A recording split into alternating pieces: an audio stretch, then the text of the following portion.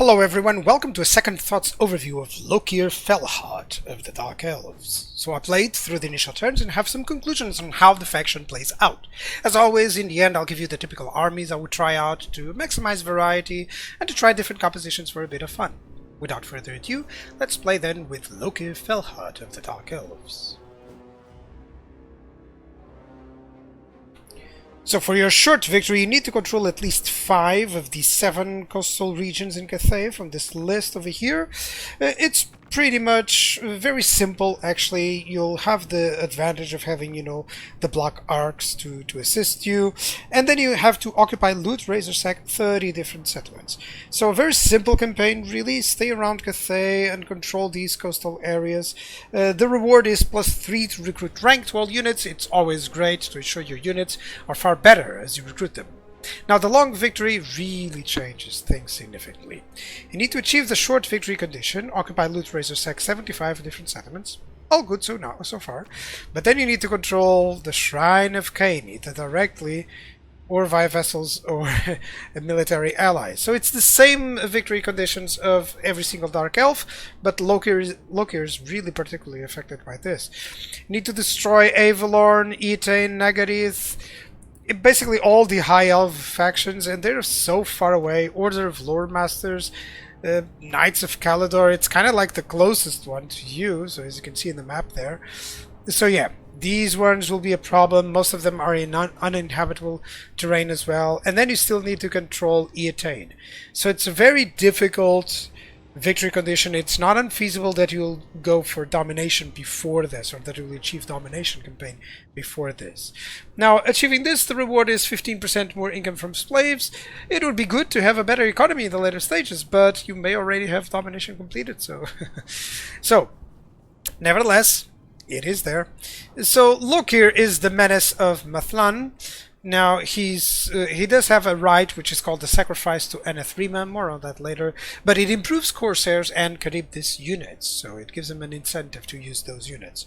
He also gets more income from slaves, and the most important one, every major port allows the recruitment of a Black Ark. So this last one is really impactful. Black Arks are very powerful, will allow you to take to the seas and dominate them if you wish, so that's one of the main takes.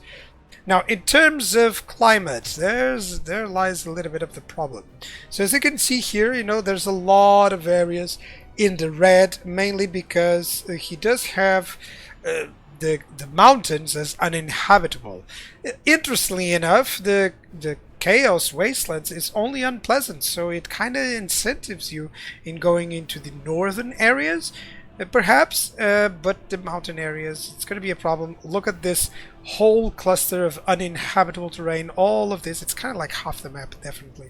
So if you have, mountains are so impactful, if you have unpleasant or uninhabitable them, it changes things. So yeah, not the easiest faction, rather poor faction to try and go for domination or world map completion, but yeah, there has to be some that are worse. But yeah, definitely a good faction to play for the short victory, that's for sure. So your starting province is a 2-settlement province only. Now you do start, although this would be poor for a military province really, you do start with a Black Ark, and Black Arks do have all the buildings that you need for your military. So it is not unfeasible. This gives you an unique position, so you can easily grow and recruit from here instead of focusing on the provinces so much on military. So you can just go for more advanced income buildings, for instance, or growth buildings over here, and just keep recruiting with the Black Arks. That's typically what people usually do, if they can, of course. Now, typical expansion will be into going into the coastal areas, follow along the rivers, so that you can have that support from the Black Ark as well, and then of course try to dominate the whole Cathay area for a little bit of a solid base, and after that point every other possibility becomes rather viable, so including using maybe even the sea lanes to try and get into other areas of the map, especially if you want to go for that long victory campaign and try to dominate Ulthuan. That may be a possibility, but yeah, it's not the easiest campaign to decide where to go next, really.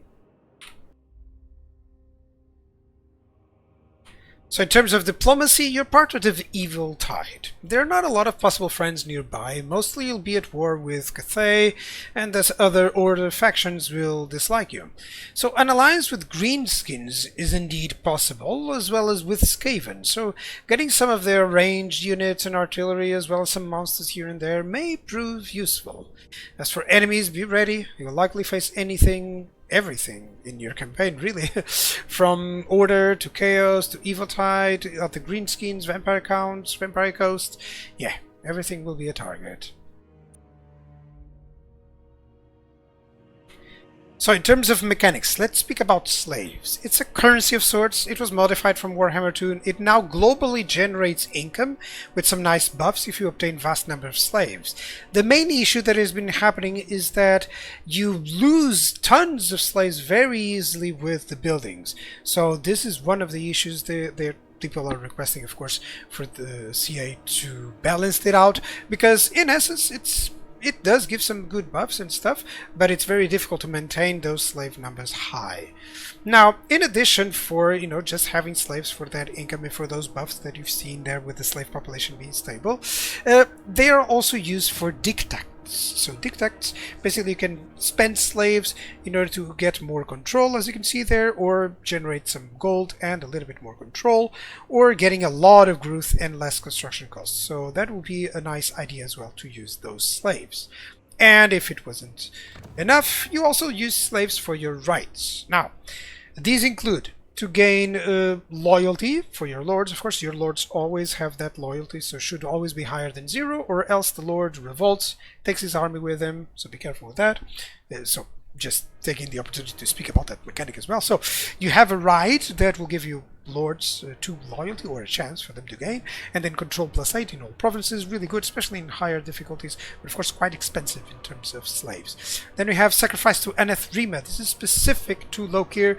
More campaign movement range, more income from raising and sacking settlements, Black Arc growth, which is always excellent, armor for Charybdis, armor piercing missile damage for Black Arc's Corsairs, and some fears stock for Corsairs. So basically, while this is in effect, of course, your Corsairs armies are much better, much easier to fight with. So yeah, just basically that's the idea. Sacrifice to Cain gives you more casualties post-battle, which is always good because you do depend on numbers of slaves. Income from post-battle, casualty replenishment rate, crazy good amount, and also a Dark Conduit, which is an explosion ability for your army. 3 uses, which is always nice, and it doesn't affect friendly troops, which is really cool. Then we have a sort of magic idea. So Winds of Magic Power Reserve for all armies, which is always nice.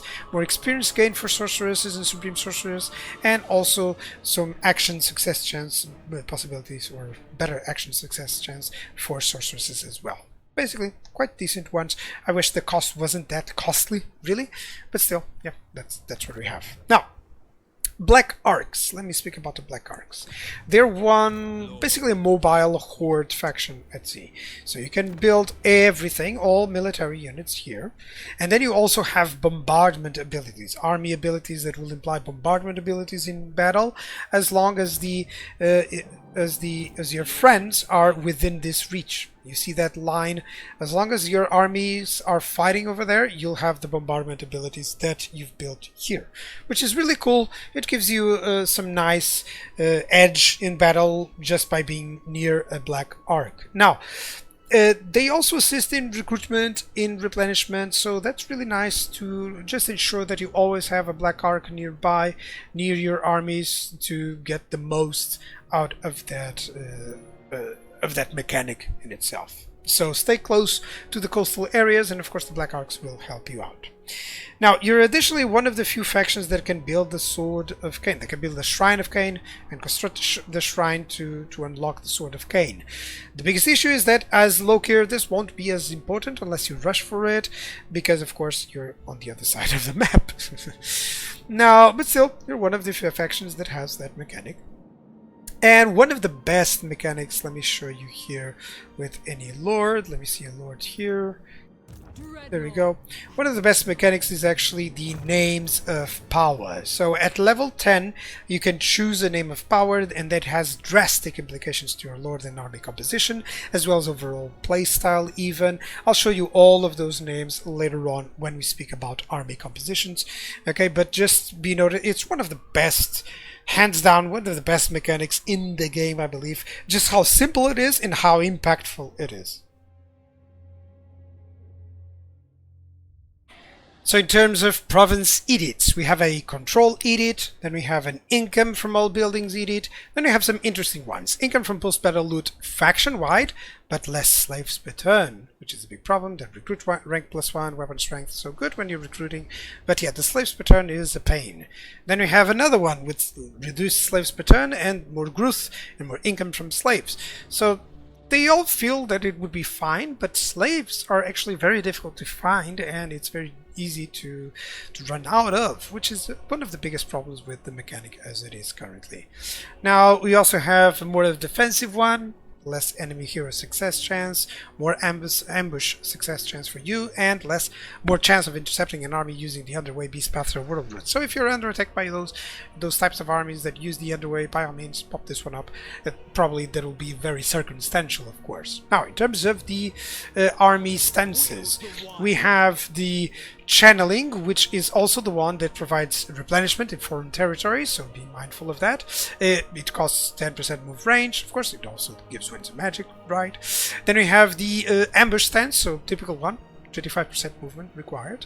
Forced march, of course, and then let me focus a little bit on the raiding. So raiding does gain slaves based on the strength of the army, and in addition, it only costs 25% movement, by the way, and it's the one that gives you immune to attrition. The biggest note that you have to note is that you don't have any encampment. So whenever you need to not suffer attrition, you need to pop this one up. Whenever you want to replenish, you need to pop this one up. But you don't have one that does both, which implies that when you're in bad territory, when you're in uninhabitable territory, it's very difficult, which means that the Dark Elves really struggle conquering territory when it's uninhabitable, which, as I've shown you, is kind of half the map. So yeah, it's one of the biggest issues for them. If they wouldn't have that, if they would have in camp, then definitely they could overcome it, but without it, it's very difficult for them to conquer specific uninhabitable places. So in terms of buildings, there's no special buildings for you, at least not in your initial province. You do start with the Black Ark. I'll go into it in a moment. So let's go with the typical buildings that we can have. 7 military buildings with 3 that can be built in minor settlements, which is quite cool, and tier 3 units are quite excellent already. You have shades, you have heavy infantry, you have an artillery unit, you have cavalry, you have some monsters. So in essence you can do quite a while of fighting with this, especially with the Black Ark Corsairs that you focus on. So yeah, there's definitely some good options there for you. Now in terms of the infrastructure, that's where problems begin. So you have a growth casualty replenishment rate, more slave capacity, and income from slaves. You also have a income generated and even more income generated, but reduced slaves per turn. This is a main problem. If the provinces wouldn't cost slaves per turn, then it would be fine, but at the same time it would be very overpowered. But yeah, and then we have control, and even more control when you have more than 100 slaves.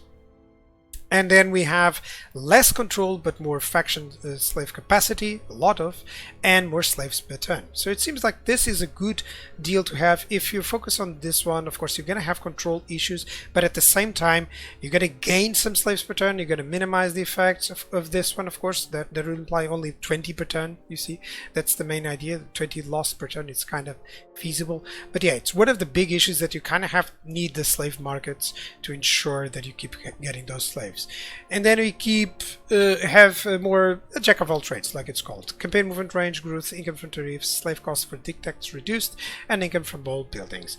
Now they're good options overall, but yeah, that slave mechanic, it's rather difficult to ascertain. My main concern is particularly how much you cannot grow just slaves per turn, and you keep losing some slaves per turn as well because of that.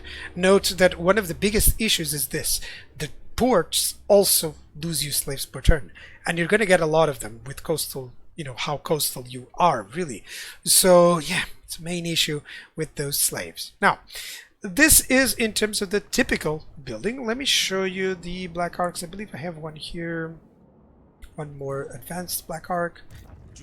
There we go, there we go. So let's go for it. Now, black arcs, these are typically what you're going to build up for your military, really, because it's easier actually to build. You do have a landmark in the black arc, which is your first one. So more campaign movement range, more casualties for the armies within the sphere of influence, of course, more recruit rank for Black Ark Corsairs faction-wide, which is always excellent. So yeah, this is how you're typically going to try and build up, and then you're going to use this one to, these buildings to, of course, recruit. So most people kind of believe that you shouldn't even build military buildings in typical provinces and just go for this, You also have army bombardment abilities. I didn't go for them with this arc. I wanted it to be the producing military facility, of course, but you could have all these army abilities, these bombardment abilities, which are great, of course, but by all means it's up to you in terms of choice. And then you still have infrastructure, which gives you casualty replenishment rate and black arc growth. You also can get more slaves per turn. This is the one way that Lokhir actually gets really nicely, because he can get some more slaves per turn than other ones, because he can get a lot more black arcs. So that's one of the advantages of him. So just pop one black arc, get this one. It will still give you some more income from sacking, from post-battle loot, and just ensure that you're getting those slaves per turn, and that's all good. So yeah, that's the sort of idea that you're going to have with the black arcs, and the other buildings, of course, but still, that slave mechanic is quite difficult to balance out. Just be ready for it, of course. Now, in terms of research is really good for the Dark Elves. They have one of the best. It's a great research tree that adds tons of buffs to units and to campaign stuff, such as, more casualties captured, more income from ports. So it really builds up really nicely. Once you get to the end part of the research, the tech tree, your faction is really powerful and really good. So definitely you should take into consideration anything that increases that research rate. It's not easy to come by, but anything that increases that research rate should be really good to ensure that you get straightforward buffs throughout the game. So for your lords, you do have, of course, the typical ones, the legendary or lord specific ones, the melee or casting ones. Then you have the red line or army abilities, of course, or army skills, sorry. And then you have the blue line or campaign. Now, starting with the blue line, you do have upkeep in the final one, as well as you have replenishment and less attrition. Now, the main issue why I'm going here for attrition, as you may notice, when I go here, is actually not for the replenishment, it's for the attrition, because of all the climate issues that you have. So I do consider that interesting. And in addition, no issue having, just a little bit more campaign movement range and upkeep here. Now, most importantly is that in the beginning one, you do have Dreaded Slaver. I regret having not picked up this up, because having more slaves, it's definitely really important. I would definitely even go for this and for Dreaded Slaver to just ensure that you keep getting as much slaves as possible. In terms of the red line, it proves to be rather average to expensive, mostly because you have elite units separated from the early game units, so you kind of have to choose whether you go for one or another, and then you have cavalry also split up from monsters. So typically, if you want to go into monsters or cavalry, you gotta have to choose. And there's even some different cavalry, because of the cold ones, the dread one knights, who are split up. If these weren't split up, maybe the red line would be a little bit better. But still, it does buff units rather well, of course. Now, a specific note is for Beastmaster Lords. because they do have, I'll show you this again, they do have specific buffs for most monsters units, so including cold ones, so they're excellent to build up some armies focused on those creatures. I'll show you later on. And in addition, the schools of magic, you do have fire, death, dark, can't remember all them, but you do have quite good ones based mostly in the damage dealing. So yeah, you have good damage dealing magic, so make sure that you work well with that, with the general concept of the faction, which is basically, of course, to dish out tremendous amounts of damage once you're close. The overall army of the Dark Elves is so focused in dealing really a lot of damage really fast. So here are all the names of power. They are divided into aristocratic, revered, and martial. Basically, they all have differences between one another, and you'll only get an option of getting two.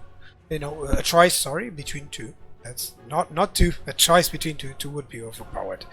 But the idea is that they will enhance specific units, and then you can use that to your advantage. So my take is always that try to get advantage of that. If you get a specific name of power on an army that you don't have any of those, just get that and try to get those units and reinforce it. Like for instance, can you consider the Kraken Claw? Imagine that you get someone with Kraken Claw with Lokhir army with the Black Ark Corsairs getting even double the armor piercing missile damage and weapon damage. So can you imagine that? Yeah, that's the sort of idea that you should go for. Now, in terms of Lokhir himself, actually, sorry, before that, we do have the red line skills.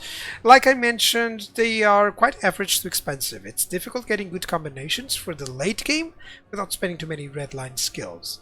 Particularly because the units are heavily divided, like average, heavy cavalry here, light cavalry here, some of the missile units here, some of the missile units over there. So yeah, this creates a big of an issue when you try to compose a good army, balanced out army without spending too many points. Now, Lokhir, he enhances Corsairs to a huge deal. They'll become your elite troops, really. So, therefore, going with the range ones seems to be a no-brainer for me. I always prefer to have, even if there is a low range, but you can use combinations of the ranged and melee ones variants if you prefer. Now, the first composition is actually incredibly good, even into the late game. I was using this one in my campaign and having no issues whatsoever so far, well into 80 turns, for instance. So the main idea is that you have fast units, that you have your Corsairs. Lokhir himself is a beast. He can dominate the battlefield alone, especially when riding his dragon. So yeah, it's definitely a good combination, and it's very cheap, which is also something good. Everything is tier 3 or below. In terms of redline skills, it doesn't cost too much, so yeah, that's also a good thing. But of course, nothing's stopping you from getting, a little bit more heavy infantry, more monsters, and going to that area or that idea, even though, of course, it will cost you in terms of redline skills. True, Lokhir doesn't need too many skills over there, so yeah, that's kind of nice. And then we have a more balanced out army. Let's say if I would put just Corsairs and monsters, it doesn't cost too much. Those shrines will be there to ensure that the Corsairs can handle most stuff, because they will give them buffs and debuffs to the enemy, so yeah, that's cool. And that would be the idea. And of course you have all these units that have breath attacks, so yeah, that's the whole idea. And Lokhir, of course, because he's typically riding a dragon as well, so you have 3 dragons in this army. So yeah, that's the sort of ideas for these compositions. I would definitely have fun with either of these ones. I selected this one, but it's fine. Now, in terms of other armies, nothing wrong with you going the standard, just some basic infantry, some cavalry, some shades to support. Maybe you want some monsters instead of the cavalry if you don't like that. Maybe you want just some sweeper armies such as these ones with some dark shards involved, with even some spears and some dark shards. This is all under tier 3, same as the idea that I was writing with the Lokhir there. So yeah, that sort of idea. The good thing is that you do have some good combinations that don't spend too many redline skills.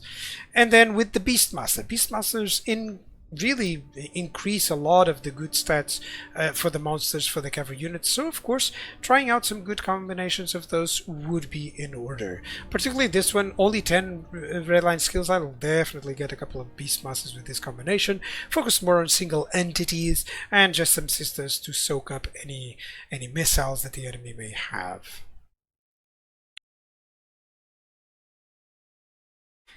So, it is a nice change of pace from other Dark Elves, and an interesting starting position, if only a bit thwarted by the climate issues. This is what it pains this campaign so much. If it weren't for this, if this was yellow, if they would put mountains as yellow, then this campaign would be awesome. Now, Lokhir still proves to be a nice campaign to take advantage of the sea lanes, and which I definitely advise you to do. I haven't done it here yet in this campaign, but I definitely would go to these areas, to conquer these areas, maybe push up into Ulthuan, and only then push on this massive red area in terms of climate to dominate the whole map. So perhaps trying to leave them for the later stages of the game is the best idea.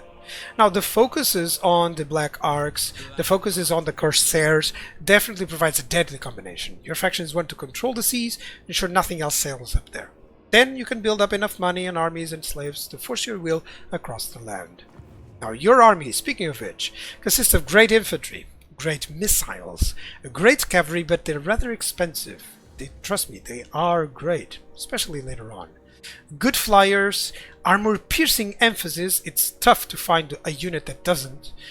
They lack health, they lack some range. These ones are difficult to spot. They do lack some health and lack some range, but of course they can get better range, specifically for some of the units, with those names of power, which I definitely advise you to try and obtain as soon as possible, of course. Replenishment is good, actually, but it's the climate that's a pain, really. Black Arcs and Death Hags assist in this, but everything else just counters it. Still, I believe now it's time to become the best pirate in the seas with Lokhir Fellheart.